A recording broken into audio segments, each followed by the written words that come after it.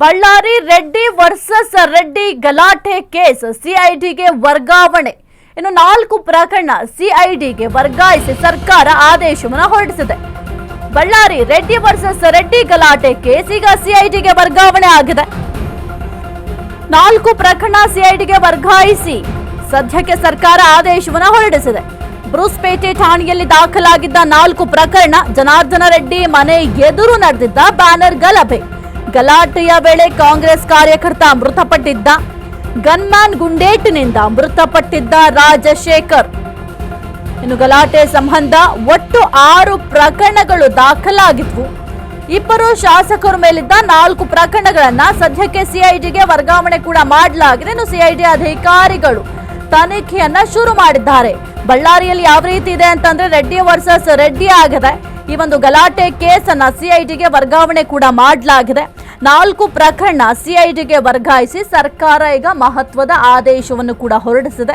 ಬ್ರೂಸ್ಪೇಟೆ ಠಾಣೆಯಲ್ಲಿ 4 ಪ್ರಕರಣಗಳು ದಾಖಲಾಗಿತ್ತು. ಈ ಒಂದು ಗಲಾಟೆ ಪ್ರಕರಣಕ್ಕೆ ಸಂಬಂಧಪಟ್ಟಂತೆಯೇ ಒಟ್ಟು 6 ಪ್ರಕರಣಗಳು ದಾಖಲಾಗಿತ್ತು. ಆ ಒಂದು 6 ಪ್ರಕರಣದಲ್ಲಿ ಸದ್ಯಕ್ಕೆ 4 ಪ್ರಕರಣಗಳನ್ನ ಸಿಐಡಿಗೆ ವರ್ಗಾವಣೆ ಮಾಡಲಿಕ್ಕೆ ಸರ್ಕಾರ ಮಹತ್ವದ ಆದೇಶವನ್ನು ಹೊರಡಿಸಿದೆ. ಜನಾರ್ದನ ರೆಡ್ಡಿ ಅವರ ಮನೆಯ ಎದುರು ಈ ಒಂದು ಬ್ಯಾನರ್ ಗಲಾಟೆ ಆಗಿತ್ತು. ನನ್ನ ಮನೆಯ ಮುಂದೆ ಬ್ಯಾನರ್ನ ಹಾಕಬೇಡಿ ಅಂತ ಗಲಾಟೆಯನ್ನ ಮಾಡಿದ್ರು. ಅದು ವಿಕೋಪಕ್ಕೂ ಕೂಡ ತಿರುಗಿತು. ಅದಾದ ನಂತರ ಒಬ್ಬ ಕಾಂಗ್ರೆಸ್ ಕಾರ್ಯಕರ್ತನ ಜೀವ ಕೂಡ ಹೋಯಿತು. ಬ್ರೂಸ್ಪೇಟೆ ಠಾಣೆಯಲ್ಲಿ ಗಲಭೆ ಸಂಬಂಧ 6 ಪ್ರಕರಣ ದಾಖಲು. 2 ಪ್ರಕರಣಗಳು ಡಿಸಿಆರ್ಇ ಪೊಲೀಸ್ ಠಾಣೆಗೆ ವರ್ಗಾವಣೆ. ಕೇಸ್ ರಾಜಕೀಯ ತಿರುವು ಪಡೆದ ಹಿನ್ನೆಲೆ ಸಿಐಡಿಗೆ ವರ್ಗಾವಣೆಯನ್ನ ಮಾಡಲಾಗಿದೆ. ಸಿಐಡಿ ಹಾಗೂ ಡಿಐಜಿ ನೇತೃತ್ವದಲ್ಲಿ ಒಂದು ತನಿಖೆ ನಡೆಯಲಿದೆ. ಪ್ರಕರಣ ತನಿಖೆಯನ್ನ ನಡೆಸಿ ಚಾರ್ಜ್ ಶೀಟ್ ಸಲ್ಲಿಸುವಂತೆ ಸರ್ಕಾರ ಆದೇಶವನ್ನು ಹೊರಡಿಸಿದೆ. ಇನ್ನು ಬಳ್ಳಾರಿಯ ಎಸ್ಪಿಗೆ ಆದೇಶವನ್ನು ನೀಡಿದ ಡಿಜಿಪಿ ಎಂಎ ಸಲೀಂ. ಬ್ರೂಸ್ಪೇಟೆ ಠಾಣೆಯಲ್ಲಿ ಗಲಭೆ ಸಂಬಂಧ ಸದ್ಯಕ್ಕೆ 6 ಪ್ರಕರಣಗಳು ದಾಖಲಾಗಿದೆ. 2 ಪ್ರಕರಣಗಳು ಡಿಸಿಆರ್ಇ ಪೊಲೀಸ್ ಠಾಣೆಗೆ ವರ್ಗಾವಣೆಯನ್ನ ಮಾಡಲಾಗಿದೆ. ಇನ್ನು ಈ ಒಂದು ಕೇಸ್ ಏನಿದೆ, ಬ್ಯಾನರ್ ಘರ್ಷಣೆ ಅಥವಾ ಬ್ಯಾನರ್ ಗಲಾಟೆ ಪ್ರಕರಣ ರಾಜಕೀಯ ತಿರುವನ್ನ ಪಡ್ಕೊಳ್ತಾ ಇತ್ತು. ಬಿಜೆಪಿ ಅವರ ಮೇಲೆ ಕಾಂಗ್ರೆಸ್ನವರು ಆರೋಪವನ್ನ ಮಾಡ್ತಾ ಇದ್ರು, ಕಾಂಗ್ರೆಸ್ನವರ ಮೇಲೆ ಬಿಜೆಪಿ ಅವರು ಆರೋಪವನ್ನ ಮಾಡ್ತಾ ಇದ್ರು. ಇದರ ಬೆನ್ನಲ್ಲೇ ಈ ಒಂದು ಪ್ರಕರಣವನ್ನ ಸರ್ಕಾರ ಸಿಐಡಿಗೆ ವರ್ಗಾವಣೆ ಮಾಡಿದೆ. ಸಿಐಡಿ ಹಾಗೂ ಡಿಐಜಿ ನೇತೃತ್ವದಲ್ಲಿ ಈ ಒಂದು ವಿಚಾರಕ್ಕೆ ಸಂಬಂಧಪಟ್ಟಂತೆ ತನಿಖೆ ಕೂಡ ನಡೆಯುತ್ತೆ. ಪ್ರಕರಣದ ತನಿಖೆಯನ್ನ ನಡೆಸಿ ಶೀಘ್ರವೇ ಚಾರ್ಜ್ ಶೀಟ್ ಅನ್ನ ಸಲ್ಲಿಕೆ ಮಾಡಬೇಕು ಅಂತ ಸರ್ಕಾರ ಕೂಡ ಮಹತ್ವದ ಆದೇಶವನ್ನು ಹೊರಡಿಸಿದೆ. ಈ ಕುರಿತು ಹೆಚ್ಚಿನ ಮಾಹಿತಿ ನೀಡ್ತಾರೆ ನಮ್ಮ ಪ್ರತಿನಿಧಿ ಅರುಣ್. ಸದ್ಯಕ್ಕೆ ಒಂದು ಬಳ್ಳಾರಿ ಘರ್ಷಣೆ ವಿಚಾರಕ್ಕೆ ಸಂಬಂಧಪಟ್ಟಂತೆ 6 ಪ್ರಕರಣಗಳು ದಾಖಲಾಗಿದೆ. 6 ಪ್ರಕರಣದಲ್ಲಿ ಸದ್ಯಕ್ಕೆ 4 ಪ್ರಕರಣವನ್ನ ಸಿಐಡಿಗೆ ಸರ್ಕಾರ ವರ್ಗಾವಣೆ ಮಾಡಿದೆ. ಈಗ ಸಿಐಡಿ ಅವರು ಯಾವ ರೀತಿ ತನಿಖೆಯನ್ನ ಮಾಡ್ತಾರೆ, ಯಾವ ಆಯಾಮಗಳಲ್ಲಿ ಎನ್ಕ್ವೈರಿಯನ್ನ ಮಾಡ್ತಾರೆ ಅರುಣ್?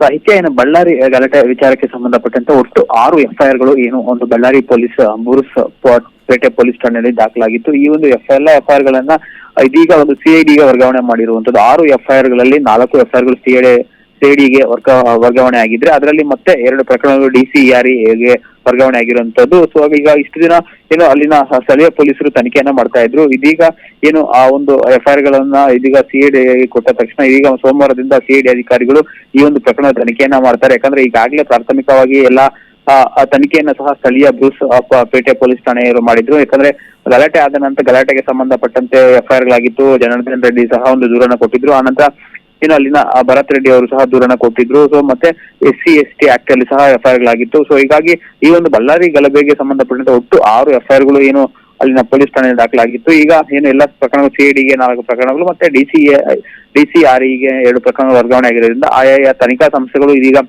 ಸೋಮವಾರದಿಂದ ಏನು ತನಿಖೆಯನ್ನ ಪ್ರಾರಂಭ ಮಾಡುತ್ತೇವೆ. ಪ್ರಾಥಮಿಕವಾಗಿ ಅಲ್ಲಿನ ಪೊಲೀಸ್ ಠಾಣೆಗೆ ಭೇಟಿಯನ್ನ ಕೊಡ್ತಾರೆ ಅಥವಾ ಸ್ಥಳೀಯ ಪೊಲೀಸರು ಎಲ್ಲಾ ಕೇಸ್ ಫೈಲ್ ಗಳನ್ನ ತಗೊಬಂದು ಸಿಐಡಿಗೆ ಕೊಡ್ತಾರೆ. ಆನಂತರ ಸಿಐಡಿ ಈ ಒಂದು ಪ್ರಕರಣದಲ್ಲಿ ತನಿಖೆಯನ್ನ ಪ್ರಾರಂಭ ಮಾಡುತ್ತೆ. ಪ್ರಾಥಮಿಕವಾಗಿ ಏನೆಲ್ಲ ತನಿಖೆಗಳು ಆರಂಭ ಮಾಡಬೇಕು, ಮತ್ತೆ ಆ ಘಟನೆ ಏನು ನಡೆದಿದೆ, ಮತ್ತೆ ಘಟನೆಯ ಸ್ಥಳಕ್ಕೆ ಹೋಗಿ ಎಲ್ಲ ಸ್ಪಾಟ್ ಅನ್ನ ವಿಸಿಟ್ ಮಾಡ್ತಾರೆ. ಮತ್ತೆ ಆ ಪೊಲೀಸರು ಏನು ಇನ್ವೆಸ್ಟಿಗೇಷನ್ ಮಾಡಿದ್ರು ಅದನ್ನು ಸಹ ಒಂದು ಕಾಪಿ ಫೈಲ್ ಅನ್ನ ತಗೊಂಡು ಆ ತನಿಖೆಯನ್ನ ಮಾಡಿ ಆನಂತರ ಕೋರ್ಟ್ಗೆ ಚಾರ್ಜ್ ಶೀಟ್ ಸಲ್ಲಿಕೆ ಮಾಡುವಂತದ್ದು ಸಾಹಿತ್ಯ. ಓಕೆ, ಥ್ಯಾಂಕ್ ಯು ಅರುಣ್ ನಿಮ್ಮೆಲ್ಲ ಮಾಹಿತಿಗಾಗಿ.